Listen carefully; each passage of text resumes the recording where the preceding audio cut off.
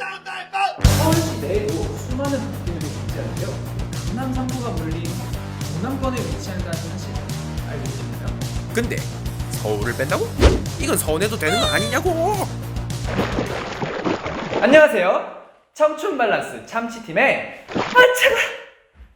차가운 도시남자 이청환입니다. 저희 참치팀은 우리나라가 지역별로 얼마나 불균형한지 보여드리기 위해 3가지 에피소드를 준비했는데요. 지난 영상에서는 첫 번째 에피소드인 지방편을 소개했습니다. 지역 불균형을 들었을 때 수도권과 지방 간의 격차를 떠올리기 쉽겠지만 서울시 내에도 수많은 불균형이 존재하는데요. 따라서 두 번째 에피소드는 서울편입니다.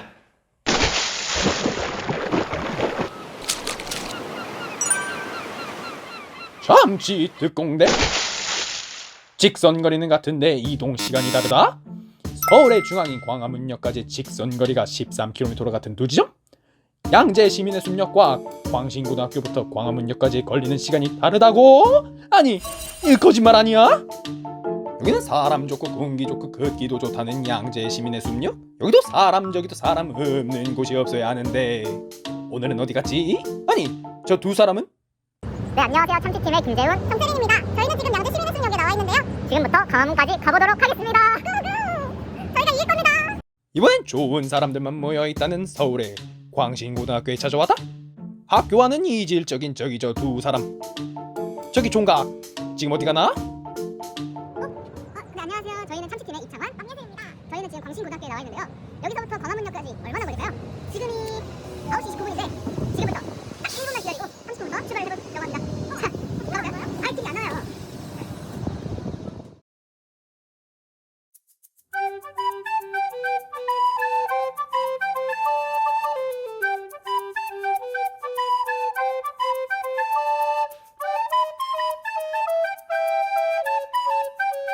아무도 없는데 뭐 하세요?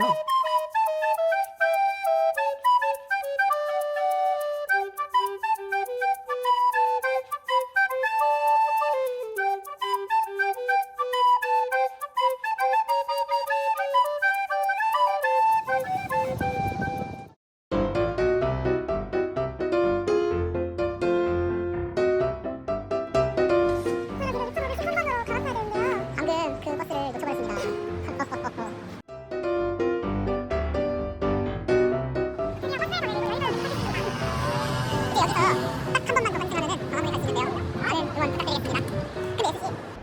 혹시 양재팀은 뭐하지?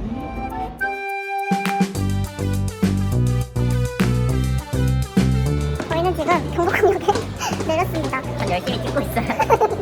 이제 걸어서 광화문까지 가보도록 하겠습니다. 안녕. 안녕.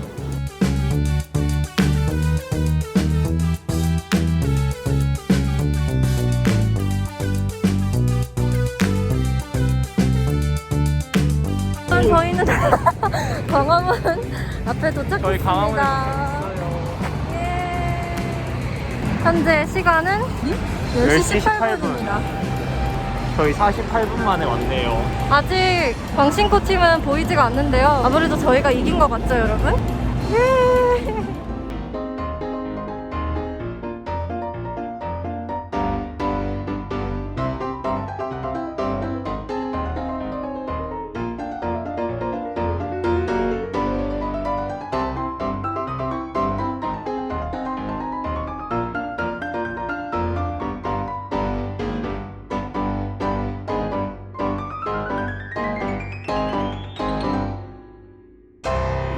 여러분, 9시 30분에 출발해서 10시 54분에 도착했습니다. 1시간 24분이 걸렸죠. 보이시나요, 시계? 10시 54분. 안 보이는데요? 안 보인다고 하네요.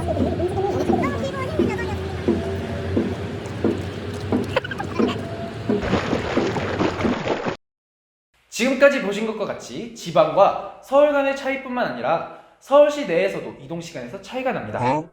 과연 서울의 불균형은 교통에서만 나타날까요? 지방자치단체의 재정적인 자립도를 나타내는 지방재정자립도는 지방자치단체의 전체 재원에 대한 자주재원의 비율로 계산합니다. 자, 여기 통계를 보시죠.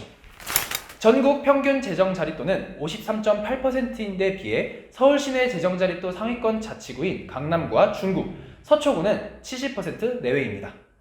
하지만 하위권 자치구인 노원구와 강북구, 도봉구는 모두 30%를 채 넘지 못합니다. 새 자치구들은 서울시 내에 있음에도 불구하고 몇몇 비수도권 지역보다도 재정 자립도가 낮은 상황입니다. 수도권 집중 개발로 한강의 기적이라는 고도의 경제 성장을 이루었지만 지방과 수도권 간의 격차라는 역설을 불러왔으며 서울 시내 자치구별 불균형까지 나왔습니다. 한강의 기적은 곧 불균형의 시작이었던 것이죠. 이러한 불균형을 해소하고자 서울시는 2030 서울생활권 계획을 수립하였습니다. 이 계획은 서울의 지역 간 균형 발전과 주민들의 일상생활을 지원하기 위해 5개의 권역과 116개의 지역생활권으로 구분하여 수립되었는데요. 권역생활권 계획과 지역생활권 계획으로 구분되는 2030 서울생활권 계획은 지역 균형 발전에 초점을 맞춰 자치구 협력과 주민 참여에 기초한 계획입니다. 지금까지의 도시계획은 행정과 전문가가 중심이 된 하향식 계획이었다면 주민이 직접 지역 발전과 삶의 질 개선에 주체적인 역할을 할 수 있는 상향식 계획이라는 뜻이죠. 또한 지역 생활권별로 주민 참여단을 구성해 지역의 발전 전략을 함께 마련하고 있습니다. 서울시 상업지역 중 과반이 도심권과 강남 3구가 몰린 동남권에 위치한다는 사실 알고 계셨나요?